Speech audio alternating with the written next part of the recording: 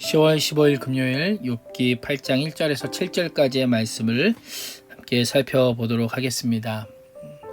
오늘 함께 읽은 말씀은 욥을 위로하기 위해 찾아왔던 3명의 친구 중에 지난번에는 엘리바스에 대한 어떤 말을 들었다면 이번에는 빌닷이라고 한 친구의 충고입니다. 이 친구가 욥의 말을 듣고 나서 가장 먼저 하는 말이 있습니다. 그 말이 무엇이냐면 2절인데요. 함께 읽어볼까요? 내가 어느 때까지 이런 말을 하겠으며 어느 때까지 내 입의 말이 거센 바람 같겠는가 라고 말합니다.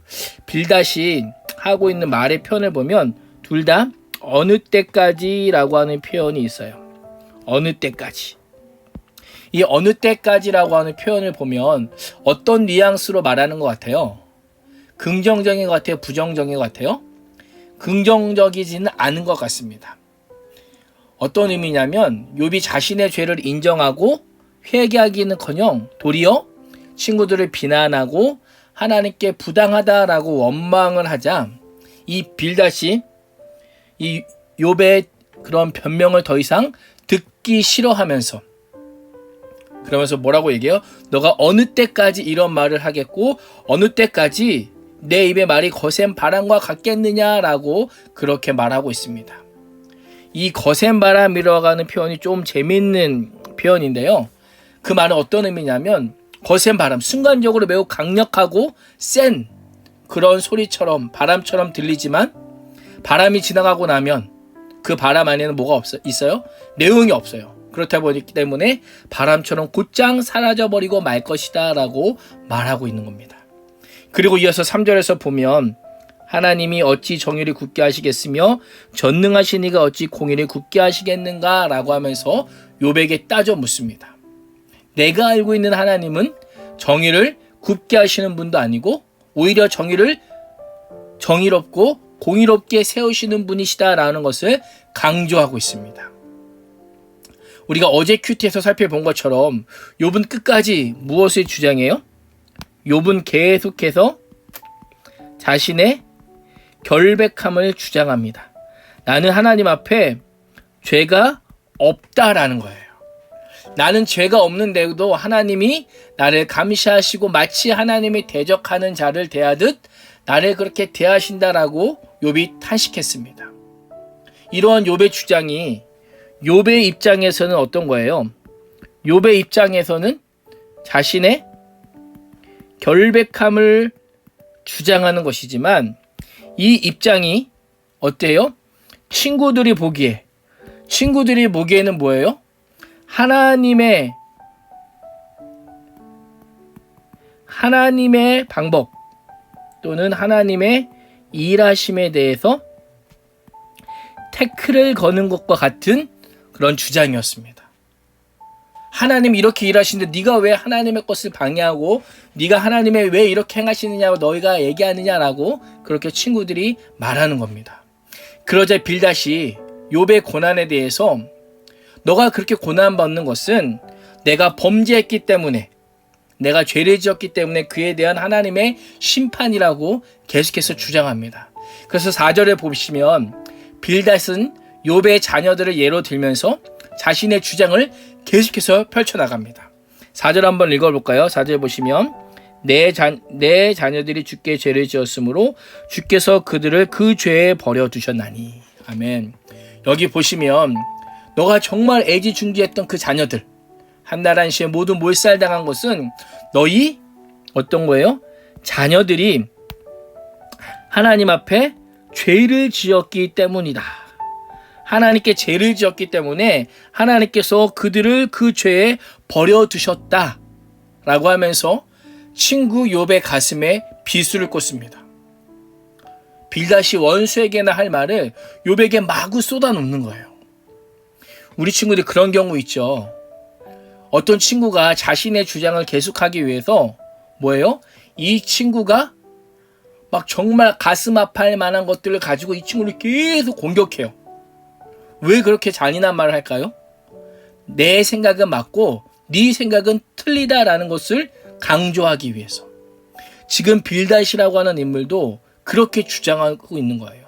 욥, 너의 생각은 틀리고 내가 지금 말하는 것이 맞으니까 내 말 들어라고 말하고 있는 겁니다. 한번 생각해 보세요. 욥의 친구 빌닷이 욥의 자녀들이 죽는 장면을 보았을까요? 안 보았을까요? 보지 않았어요. 그런데 마치 자신이 직접 목격하고 그 죽음의 원인이 무엇인지도 다 알고 있는 것처럼 확신에 찬 어투로 말하고 있습니다. 빌닷도 이전에 살펴봤던 엘리바스처럼 이미 벌어진 사건, 다시 말하면 고난이라고 하는 것을 보고 고난이라고 하는 결과에는 마땅한 원인이 있는데 그 원인은 무엇이다? 죄라고 하는 원인이 있었기 때문에 고난이라고 하는 결과가 찾아왔다라고 해석하는 겁니다.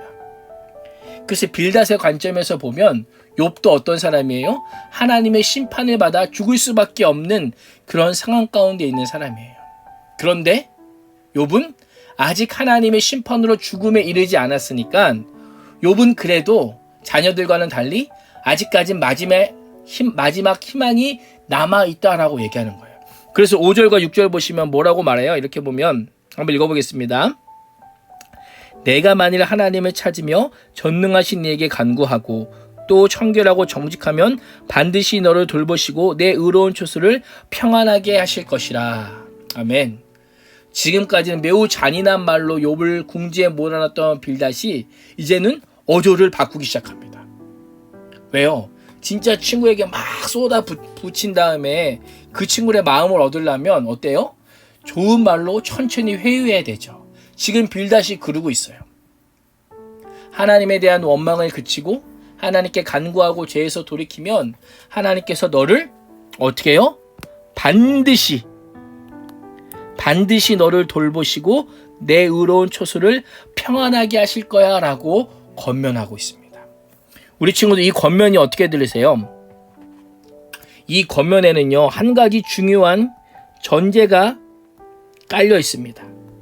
어쩐 전제예요? 욥에게 찾아온 고난, 이 고난이 찾아온 이유가 결국 무엇이라는 거예요? 욥의 죄 때문이라고 하는 것입니다. 욥이 정결하지 못하고 정직하지 못한 삶을 살았기 때문에 욥은 분명한 죄인이라고 하는 전제가 깔려 있는 거예요. 욥이 아무리 자신은 하나님을 경외하고 바르게 살았다고 주장해도 욥의 친구들에게는 이런 욥의 행동이 아무런 의미 없는 행동에 불과했어요. 그래서 친구들은 계속해서 뭐라 그래요? 엘리바스도 그러고 빌닷도 그러고 하나님께 회개하고 악에서 떠나서 살라라고 계속해서 충고하고 있는 겁니다. 그리고 마지막 7절을 보면 욥이 만약 자신의 충고를 받아들이고 하나님과 관계를 회복하게 되면 엄청난 삶의 변화가 일어날 것이라고 장담해요. 우리 7절 한번 읽어보겠습니다. 내 시작은 미약하였으나 내 나중은 심히 창대하리라. 아멘. 우리 친구들 이 구절 어디서 많이 봤었죠? 이 구절을 보통 어디서 많이 보게 되냐면 음식점이나 또는 슈퍼나 이런 가게 가면 종종 이 구절이 액자에 딱 걸려있는 것을 보게 돼요. 우리가 이 한 구절만 보면 새로 사업을 시작하는 분들에게 얼마나 힘이 되겠어요. 지금 시작은 조금 미약하고 좀 보잘것없어도 나중에는 엄청나게 잘 될 것입니다 라고 하는 위로가 되는 말씀으로 받아들일 수 있어요. 그런데 욥기라고 하는 또 성경 전체라고 하는 관점에서 보면 이 말씀은 그런 의미가 아니에요. 이 말은 뭐예요? 빌닷이 욥의 회개를 촉구하는 의미로 한 말입니다. 하나님께서 주실 복을 강조한 말이 아니라 한번 적어볼게요. 중요하니까 이 말씀은 하나님께서 주실 복을 강조하는 표현이 아니라는 거예요. 그건 무엇이냐? 욥의 회개를 촉구하는 표현이다라는 거예요. 쉽게 말하면 욥에게 회복과 희망을 심어주고 용기를 북돋주는 말 같지만 겉으로 보기에는 실제 목적은 욥의 태도를 바꾸려 하는 회유의 말이에요. 빨리 죄를 인정하고 더 이상 원망하거나 불평하지 말고 너의 그 오만하고 교만한 태도를 바꾸라는 거예요. 이것이 빌닷의 속내였습니다. 우리 친구들, 오늘 이 말씀 앞에서 우리가 어떻게 행동해야 될까요?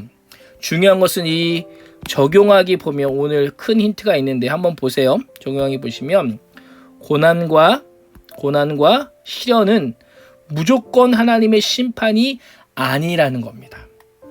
사람의 기준에서 잘 되고 안 되는 것이 하나님의 기준과 다를 수 있다는 거예요. 우리 친구들 이게 중요합니다. 사람의 기준에서 잘 되고 안 되는 것, 우리는 성공하면 잘 되고 좀 실패하면 안 된다라고 생각하지만 이것이 누구의 기준과 하나님의 기준과 다를 수 있다는 거예요. 우리 친구들은 어떤 눈으로 고난과 시련을 바라보세요?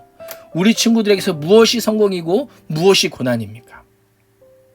우리도 여기 보시면 나도 누군가의 아픔을 바라보면서 무언가 잘못한 결과라고 정죄하거나 단정하는 교만이 있지는 않습니까?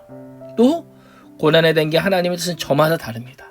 어떤 사람에게는 이 고난이 믿음을 더욱더 단련시키는 고난일 수 있는 반면 어떤 사람에게는 어떻게 해요? 정말 하나님 앞에 돌아오기를 바라는 하나님의 사인일 수도 있다는 거예요. 그래서 우리에게 필요한 자세가 뭐예요? 겸손히 하나님의 일하심을 바라보는 것입니다. 고난에 담긴 하나님의 뜻은 어떻게 해요? 서로 다르다라는 것을 기억하면서 겸손히 하나님의 일하심을 바라볼 수 있는 우리 친구들과 선생님들이 되시기를 간절히 축복합니다. 우리 생각하기 말씀을 좀 살펴보겠습니다. 생각하기 말씀을 한번 보시면 첫 번째 질문인데요. 지금껏 잘 되면 죄 때문이고 또 잘 되면 잘못되면 죄 때문이고 잘 되면 축복이라는 관점으로 바라보던 일이 있었다면 이제 이 시각을 어떻게 바꿔야 할까요? 라는 것입니다. 제가 어렸을 때 그런 걸 많이 배웠어요. 어렸을 때 제가 시험을 못 보거나 또는 좋지 않은 일이 생기면 너 하나님 앞에 범죄했어 그래. 잘못했어 그래. 빨리 하나님 앞에 회개 기도하라고 하는 이야기를 종종 들었습니다. 그런데 또 반대로 성적이 오르고 또한 좋은 일이 생기면 너 하나님께 복 받았다 라고 하는 이야기를 들어요. 우리 눈에 복이 좋은 것이면 복, 좋지 않은 것이면 죄. 한번 적어볼까요? 눈에 좋은 것이면 우리는 뭐라고 생각해요? 복이라고 생각하고 눈에 보기에 좋지 않은 것이면 우리는 그것은 죄라고 생각해요. 그 공식이 우리 안에도 있어요. 그래서 우리는 눈에 보이는 것, 나타나는 현상들만 가지고 하나님의 복을 판단하는 경향이 있습니다. 어른들도 그래요. 그런데 중요한 건 무엇이에요, 우리 친구들? 중요한 건 무엇이냐면 하나님이라고 하는 분은요, 우리 눈에 보이는 부분에도 역사하시지만 더 나아가서 눈에 보이지 않는 부분에서도 역사하시는 하나님이라고 하는 사실이에요. 우리 눈에 보이는 것뿐만 아니라 보이는 것 너머에서 영적인 세계에서도 믿음의 세계에도 일하시는 분이 우리가 믿는 하나님이에요. 그럼 우리에게 필요한 자세가 뭘까요? 크심을 아는 거예요. 하나님의 크심. 하나님의 크심. 정말 중요합니다. 하나님의 크심을 우리가 아는 거예요. 하나님의 크신 계획을 나의 짧고 나의 얕은 눈으로 판단하지 않는 겁니다. 우리가 어찌 하나님을 알겠어요? 제가 예전에 자주 사용했던 표현이 있죠. 유한은 무한을 담지 못한다. 유한한 인간은 무한한 하나님을 온전히 100% 이해할 수 없다라는 겁니다. 우리 친구들 오늘도 때론 내가 이해할 수 없는 고난이 찾아와도 오늘도 겸손한 자세로 하나님의 일하심을 바라볼 수 있는 친구들과 선생님들이 되시기를 주님의 이름으로 축복합니다. 기도하겠습니다. 하나님, 욥의 친구들처럼 우리도 잘못된 확신을 가지고 다른 사람을 판단하고 정죄하는 모습을 가지고 있습니다.